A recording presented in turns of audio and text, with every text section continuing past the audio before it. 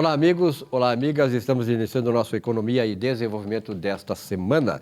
Lembrando para todos vocês que o nosso programa está completando 24 anos de exibição. A partir de 2000 nós começamos esse programa aqui, sempre na Overgur Produções, um programa que já está consagrado do ponto de vista empresarial, trazendo assuntos importantíssimos, né? Como é este que vamos apresentar a partir de agora, neste primeiro bloco do programa, no Momento Empresarial. E aqui comigo, Giuliano D'Agostino. Giuliano, obrigado pela tua presença uma vez mais. Eu que agradeço, Silvio Lopes. Quando eu anunciei, muito bem, graças a Deus, e agora vamos ver, né, chegando primavera. Eu gosto de primavera, tu também gosta ou não? Muito bom, né? É um momento de aflorar. E sol, primavera, temperatura boa. Verdade. E aproveitaste o acampamento Farroupilha lá ou não? Eu ainda não fui lá conferir, né? Mas pretendo aí. É porque a Troupe D'Agostino diz que é chegada. Ontem teve uma confraternização lá acerca das festividades da Dia do Contador, né? Ah, sim, é. Então, importante isso, né? Importante. Então tá. Bom, olha aqui, ó, antes de chegar aqui, como eu anunciei que o Giuliano ia estar aqui no programa, um telespectador já mandou uma pergunta para ti. Viu só como é que é? Sim. Aqui, ó. Oi, Giuliano. Durante as enchentes, minha empresa ficou submersa e acabamos pagando esse período aos empregados mesmo sem expediente. Segundo o meu contador da empresa lá, o sindicato não teria publicado a norma de flexibilização. O que eu poderia ter feito nessa situação? Essa é a pergunta do telespectador para ti. Tu vê, né, Silvio Lopes? Então, é uma situação de calamidade que aqui o Rio Grande do Sul passou, aonde esse caso não foi isolado, né? Então, diversas empresas foram submersas e tiveram suas atividades suspensas. Então, gerando aí uma inatividade e, consequentemente, uma incapacidade de arcar com as suas obrigações durante esse período, né? Então, para contextualizar para o telespectador, então, o que envolve essa situação, né? A gente teve lá, no ano de 2022, a publicação da Lei 14.437, lá no ano de 2022, aonde se publicou uma legislação que flexibiliza as normas trabalhistas durante períodos de calamidade. Então, de que forma? Antecipando férias em 48 horas, poderia conceder, prorrogando o pagamento disso, né? Mesmo suspendendo o pagamento de FGTS, ou instituindo o teletrabalho, né? Também seria uma outra medida que poderia ter sido tomada. Alternativas, né? Alternativas, assim como a suspensão do contrato mediante o pagamento de um benefício do governo. Então, isso lá em 2022. No entanto, o governo, durante o período de enchente, de maio, ele expediu um ofício aonde determinava que ele não ia implementar nenhuma medida de flexibilização. Ele ia autorizar, na verdade, ele ia deixar para os sindicatos, mediante a negociação coletiva, cumprir com esse papel. Então, essa foi a determinação do governo nesse período. O que, no meu ponto de vista, foi uma omissão que prejudicou, em grande parte, as empresas, na medida em que uma negociação coletiva, Silvio Lopes, demanda conversa, demanda propostas, demanda tempo. Claro. E aquele momento da sociedade urgia de uma urgência, né? Então, havia uma situação de urgência, onde essas medidas tinham que ser tomadas imediatamente. Então, o empresariado, como se comportou? O que eu faço? Né? Então, entrava em contato com a contabilidade. Então, de que forma eu procedo? Eu estou com minha empresa inativa, eu tenho folha de pagamento para arcar. Então, como é que eu faço? Temos que aguardar o sindicato negociar com o sindicato das empresas, o sindicato dos empregados tem que negociar para sair a convenção coletiva. Não só pagamentos dos empregados, mas também impostos a serem pagos para o setor público, né? Exatamente. Então, toda essa situação, né? Então, assim, bem dizer, o governo, ele se omitiu de implementar aquelas medidas e autorizou, na verdade, silenciou, porque esse poder normativo do sindicato sempre houve. Então não era necessário haver essa norma. Em qualquer momento poderia ter, claro. porque o acordado no direito trabalhista, ele se sobrepõe ao legislado. Então, se tu tens lá uma convenção coletiva determinando a flexibilização em razão de um período de calamidade, não precisava de norma alguma.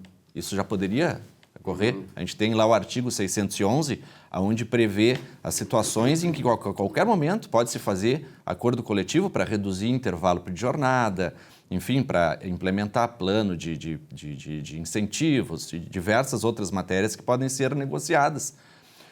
Então, o que poderia ter feito o nosso telespectador, né, acerca dessa situação? Há uma circunstância dentro da rotina empresarial, que é o quê? A norma, né, determinou, e, enfim, os mecanismos de negociação são o acordo coletivo e a convenção coletiva, que são dois mecanismos distintos de legislação trabalhista.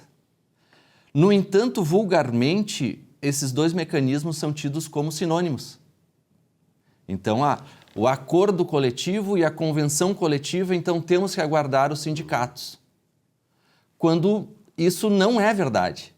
Então, mediante o acordo coletivo, a empresa, ela pode entrar em contato com o sindicato e propor um conjunto de cláusulas para que vigore dentro da sua empresa, independentemente da negociação... Da convenção, que é a negociação entre empregados e empregadores. Tá? Perfeito. Então, o que ele poderia ter feito era justamente solicitar ao seu contador, ao departamento jurídico competente, para que enviasse uma proposta para o sindicato de um acordo coletivo a ser imediatamente homologado, porque esse era um período em que se necessitava de urgência. Tanto é que nesse ofício emitido pelo Ministério do Trabalho e Emprego, ele coloca lá no final da legislação dessa norma, né,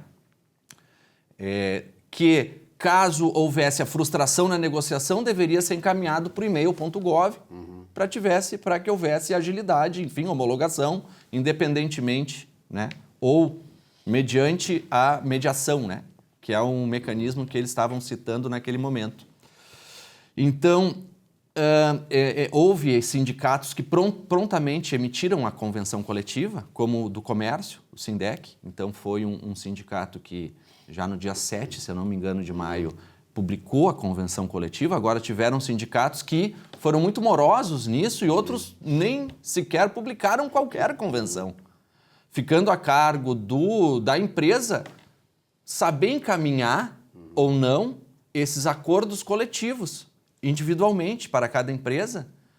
O que a gente vem percebendo que há essa confusão, há essa falta de conhecimento dentro do setor de assessoramento de saber diferenciar a convenção coletiva do acordo coletivo. E isso causa um transtorno enorme, né? Porque, na verdade, assim, porque as empresas, naturalmente, a gente tem, pela presença de vocês aqui, o Salésio, o Juliano e tu, a gente acaba tendo conhecimento de que realmente a contabilidade é um principal esteio, né?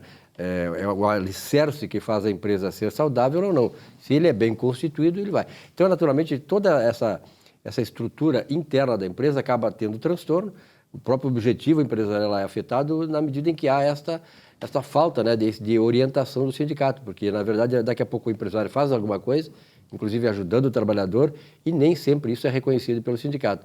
E aí pode gerar uma certa questão de animosidade entre o sindicato e a empresa. É isso aí, verdade.